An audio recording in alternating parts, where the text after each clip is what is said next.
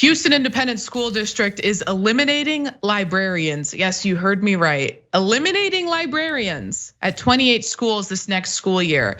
And some of those schools, the libraries will be converted to so-called team centers for kids with behavioral issues. Now, Click 2 Houston reported on this, and they wrote that this comes as part of the new superintendent Mike Miles's reform program, New Education System, or NES. Currently, there are a total of 85 schools that have joined Miles's program, and of those, 28 campuses will lose their librarians. The district said they will have the opportunity to transition to other roles within the district. Now, Click 2 Houston spoke with some former librarians in the Houston area that worked in these school districts. And what they had to say was honestly it can just be described as extremely depressing. So retired Houston Independent School District teacher in charge of library, Lisa Robinson, had this to say: "It was such a joy to help them find the perfect book." She said those stories are now ripped to shreds. "My heart is just broken for these children that are in the NES schools that are losing their librarians." Now, the current librarians are not categorically let go, as the quote earlier alluded to, but the district is moving some of them into different positions. But one major concern with this decision is that it will lower students in the district's already exceptionally low reading levels. Former HISD librarian and manager of library services Janice Newsome believes eliminating librarian positions could hurt reading performance even more. Quote, "When students engage in reading as an activity of choice, they are not only building that reading muscle, but they are also developing their vocabulary. They are understanding a bit about the world that exists outside their block radius," said Newsome. And of course, because this is the story of all of this attack on public education, a lot of teachers and librarians have raised concerns about libraries being closed in schools, specifically in low income areas, while schools in wealthier areas, get to keep their librarians and keep their libraries. Of course. As for what happens to the libraries once there's no librarians, Click 2 Houston reported that some of the library spaces will now be turned into team centers designed for students to work individually or in teams throughout the school day. Students with behavioral issues will also be placed in the team center where they will be able to join their class virtually. Now, Texas, not very incidentally, is the state that has banned the most books from its public school libraries. And Cenk, as someone who used to work in education, this is really concerning to me. I mean, I think it should be concerning to everybody. I don't think this can be described as anything but an attack on public education, and seeing that they're specifically targeting schools in low income areas. I mean, it's also an attack on the poor. Yeah, so I'm gonna explain 6 different reasons why they're doing this. So both against librarians and teachers. So first of all, you know the culture wars, right? And that has 2 components to it. One is they know that their base loves the anti-LGBTQ talk, the anti, theoretically critical race theory, but now all of a sudden they're showing their hand and saying, well, we don't really want to teach most of Black history, and we want to pretend that there were some good things that happened in slavery. And so thank you for at least admitting who you are, right? But there's a second part of the culture wars, which is distraction, because they desperately need their voters not to see that they're not proposing any bills to help them. I dare anyone to show me one bill from Republicans that actually helps their voters economically. They would never do that because they work for corporations.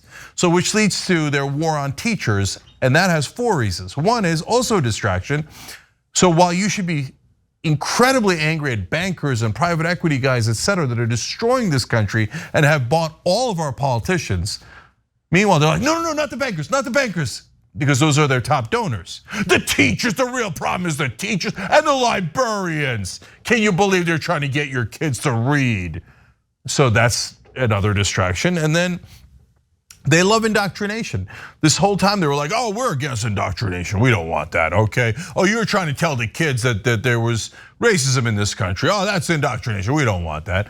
But now they showed their hand on that too. Now Florida is bringing in PragerU kids videos to indoctrinate the kids to absurd conservative propaganda. So they love political correctness. They don't want factual correctness taught to your kids. That's why they're attacking teachers and librarians and books. They want their own propaganda to be taught instead of actual history.